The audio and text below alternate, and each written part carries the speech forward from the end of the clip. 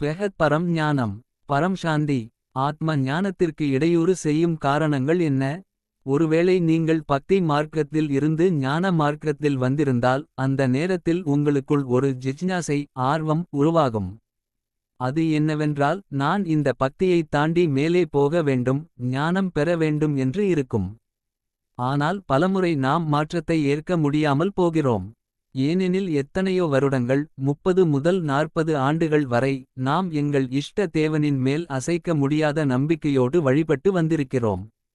பின்னர் புதிய ஞானம் கிடைக்கும் போது அது நமக்கு மிகவும் பிடிக்கும். அந்த ஞானத்தை வழங்குபவரை நாம் குருவாகவும் ஏற்றுக்கொள்கிறோம். ஆனாலும் எங்கோ உள்ளுக்குள் அந்த மாற்றத்தை ஏற்க முடியாமல் தடுமாறுகிறோம்.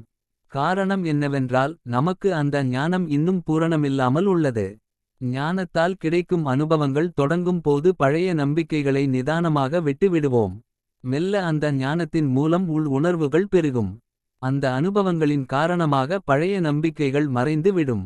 அப்போது நமக்கு தெரியும் நானே பிரம்மஸ்வரூபம். இந்த பிரம்மஸ்வரூபத்தை சிலர் சிவன் என குறிப்பிடுவர்.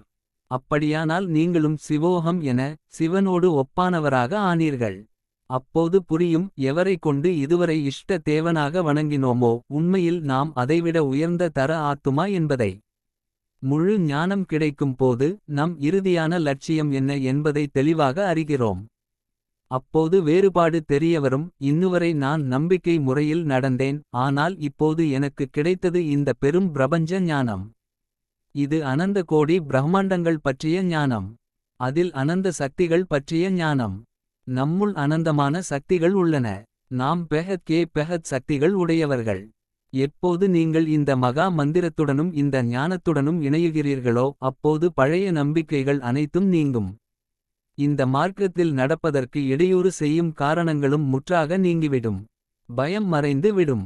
நம்பிக்கை அதிகரிக்கும். உள்ளார்ந்த ஆற்றல் பெருகும். அப்போது உங்களுக்கு பூரண ஞானம் கிடைக்கும். நீங்கள் ஒவ்வொன்றையும் ஞான தாரா புள்ளிட்டியால் பார்க்க தொடங்குவீர்கள். இங்கு சத்தியம் எளிமையானது சுலபமானது.